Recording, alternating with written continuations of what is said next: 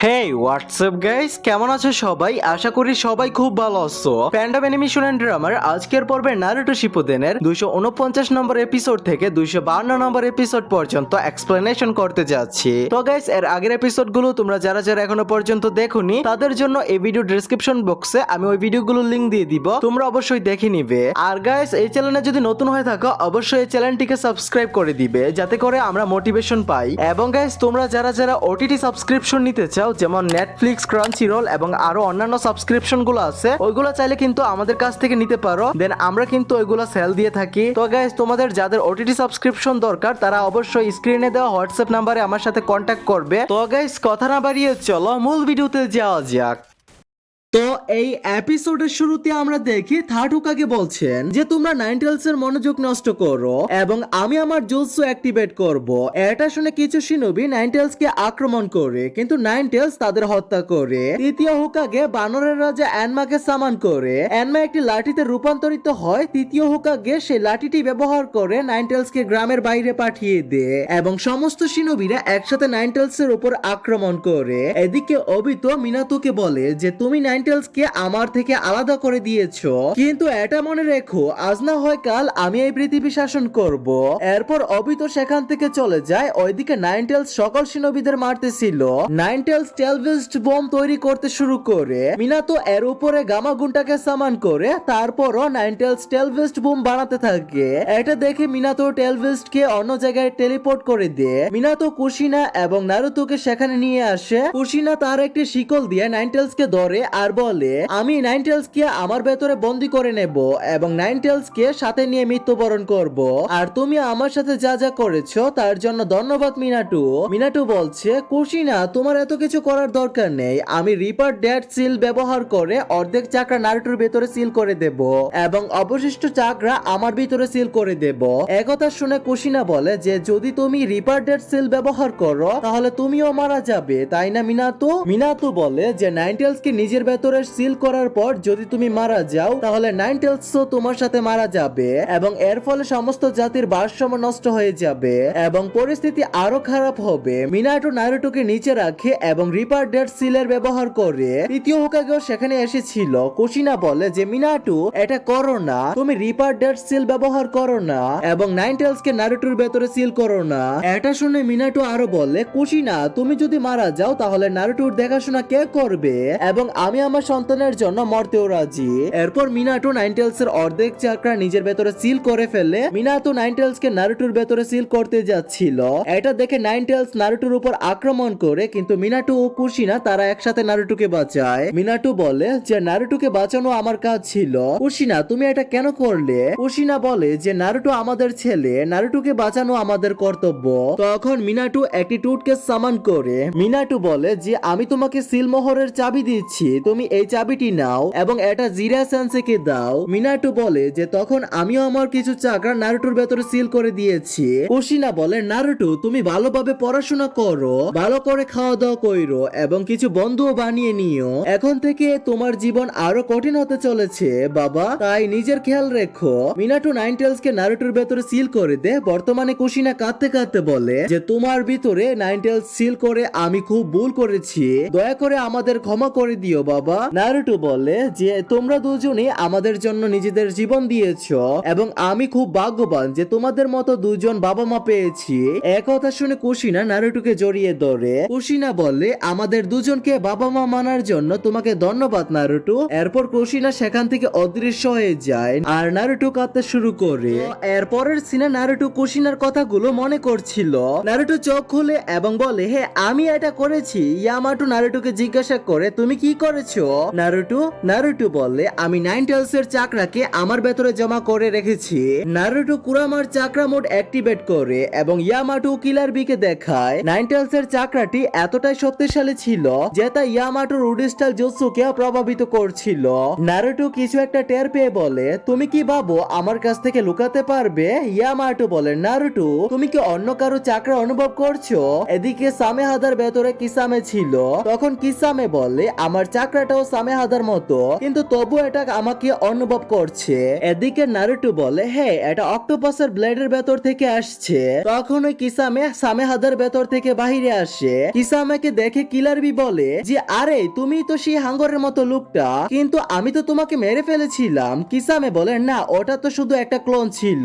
কিসামে সেখান থেকে দৌড়ে পালাতে শুরু করে। এটা দেখে নারুটো কিসামেকে আক্রমণ করে, কিন্তু নারুটোর একটা পা দেওয়ালে আটকে যায়, তাই কিসামে সেখান থেকে পালিয়ে যায়। ইয়ামাটো কিলার বিকে তার পিছু নিতে বলে আর বলে আমি নারুটোকে সাহায্য করি। বাহিরে গাইসেন্সে ওয়াটার ফ্লোর অফ ট্রুথের কাছে আসে। তখনই কিসামে ওয়াটার ফ্লোরের থেকে বেরিয়ে আসে। কিসামেকে দেখে গাইসেন্সে বলে একে আমারই সত্যের প্রতিরূপ। গাইসেন্সে কিসামেকে লাথি মারে, তারপর কিসামে অনেক দূরে পড়ে যায়। ওবা বলে গাইসেন্সে ওটা তো তুমি নও। তারপর কিলার বিও সেখানে আসে। গাইসেন্সে বলে হে এটা একটা পাফার ফিশ। কিলার বি বলে যে এটা পাফার ফিশ নয়, বরং সে আকাশুকির একজন সদস্য। কিলার বিকে দেখে সামেহাদা তাকে ছেড়ে কিলার বিয়ের কাছে চলে আসে। কিসামে পানির ভেতরে গিয়ে সামেহাদাকে ধরে ফেলে এবং কিলার বির সমস্ত চাকরা শোষণ করে নেয়। আর কিলার বি ক্লান্ত হয়ে নিচে পড়ে যায়। কিসামের উপর ওবাও আক্রমণ করে, কিন্তু কিসামে ওবার চাকরাটাও বের করে নেয়। কিসামে তখন হাঙ্গর বানায় এবং সেটার ভেতরে বসে চলে যায়। মোটুইও বলে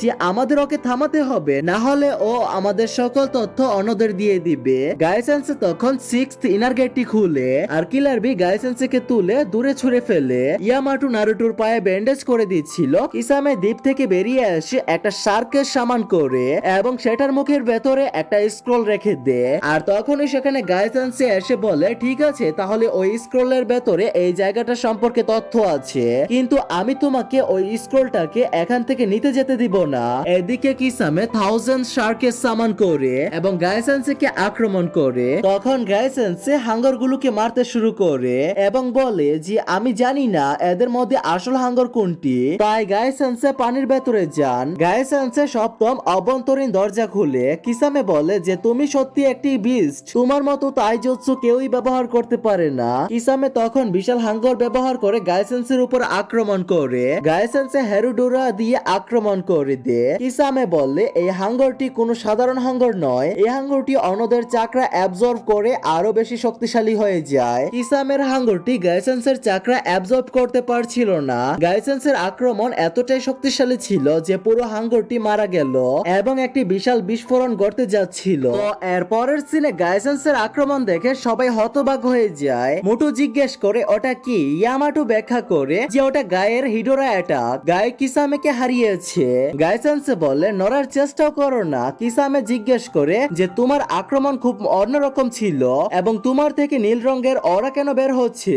গাইসেন্সে বলে ওটা নিনজুৎসুর আক্রমণ ছিল না, বরং একটি তাইজুৎসুর আক্রমণ ছিল এবং এই নীল রঙের চাকরা 17 গেট খোলার মাধ্যমে পাওয়া যায়। কিসামে তার আঙ্গুল নাড়ায় আর গাই তাকে আক্রমণ করে এবং বলে আমি তোমাকে নড়তে বারণ করেছিলাম। গাই কিসামেকে সবার কাছে নিয়ে যায়। ইয়ামাটো তার উড স্টাইল জোসো দিয়ে কিসামেকে বন্দী করে। তারপর ওবা কিসামের কাছ থেকে তথ্য বের করার জন্য কিসামের মনে প্রবেশ করে। আমাদের অতীতের দৃশ্য দেখানো হয় যেখানে কিসামে তার সঙ্গীদের সাথে একটি অভিযানে ছিল।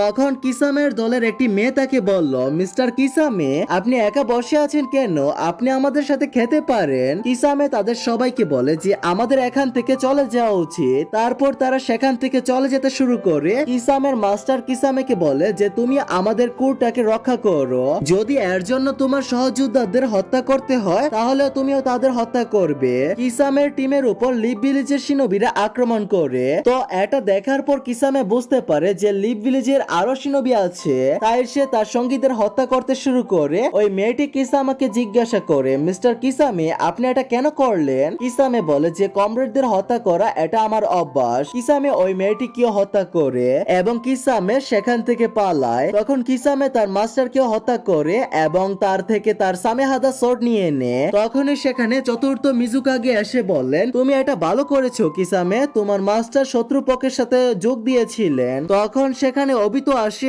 আর বলে যে তুমি আমার সাথে যোগ দাও কিসামে। কিসামে বলে যে তোমার শারিনগান এতটাই শক্তিশালী যে তুমি একটা পারফেক্টলি জিনজুরিকে কেউ নিজের শারিনগান দিয়ে নিয়ন্ত্রণ করছো। আসলে তুমি কে। অবিতো বলে আমি হচ্ছি মাদারা উচিহা। কিসামে বলেন যে মাদারা উচিহা তো অনেক আগেই মারা গেছেন, তাহলে আমি তোমাকে কিভাবে বিশ্বাস করব, তুমি আমাকে তোমার মুখ দেখা। দেখাও। অবিতো কিসামেকে তার মুখ দেখাতে যাচ্ছিল।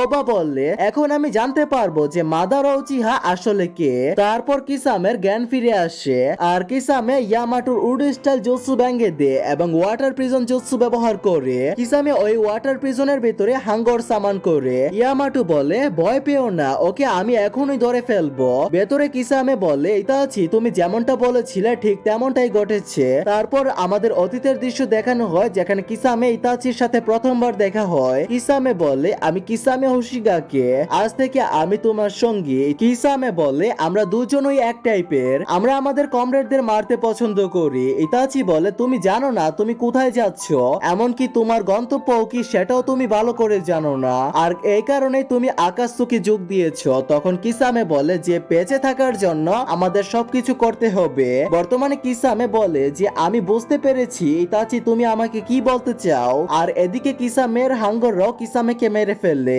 মোটু জিজ্ঞেস করে সে মারা গেছে কিনা। নারুটো বলে সে তার কমরেডদের বাঁচাতে গিয়ে নিজেও মারা গেছে।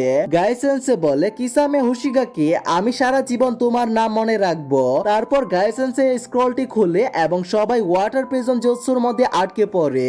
একটি হাঙ্গর সেই স্ক্রলটি নিয়ে পানিতে চলে যায়। তো এর পরের সিনে অবিটো কোথাও যেন যাচ্ছিল। কাবুটো জিজ্ঞেস করে তুমি কোথায় যাচ্ছ। অবিটো বলে আমি বাইরে যাচ্ছি এবং আমি চলে গেলে তুমি উল্টাপাল্টা কোনো কাজ করবে না। কাবুটো বলে আমরা দুজনেই কমরেড, তাই তুমি আমাকে বিশ্বাস করতে পারো। অবিটো বলে তুমি এখানে নিজের স্বার্থে এসেছো।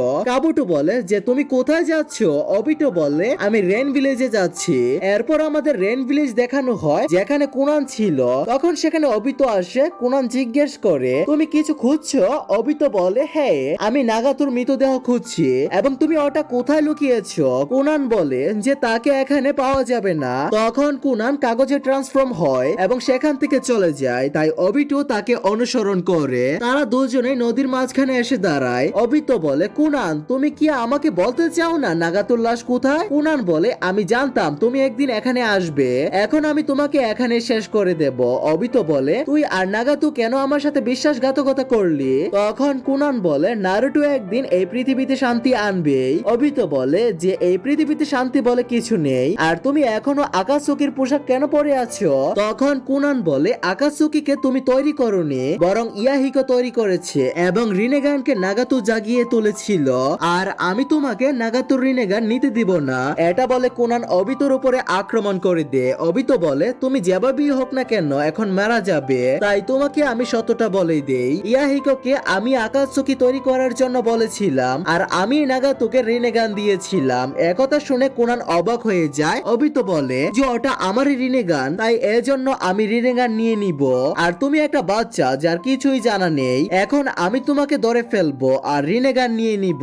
একথা শুনে কুনান নিজের পেপার দিয়ে ডানা বানায় এবং অবিতোর উপর আক্রমণ করে। অবিতো বলে যে সে আমার উপর একসাথে অনেকগুলো আক্রমণ করেছে এবং তার ধারণা আমি তার চাকরা থেকে বাঁচতে পারবো না। তাহলে দেখা যাক সে কি করতে পারে। কাগজের মাঝখানে কুনান অবিতোর উপর আক্রমণ করে দেয়। তখন অবিতো কুনানকে ধরে ফেলে আর অবিতোর কামড় ব্যবহার করে কুনানকে ভেতরে ঢুকানোর চেষ্টা করে। তখন অবিতো দেখে যে তার কাগজগুলো সাধারণ কাগজ নয়, বরং সেগুলো কাগজের বোমা ছিল। কুনান বলে হয়তো আমি মারা যাব মাদারা, কিন্তু তোমাকে সঙ্গে নিয়ে আমি মারা যাব।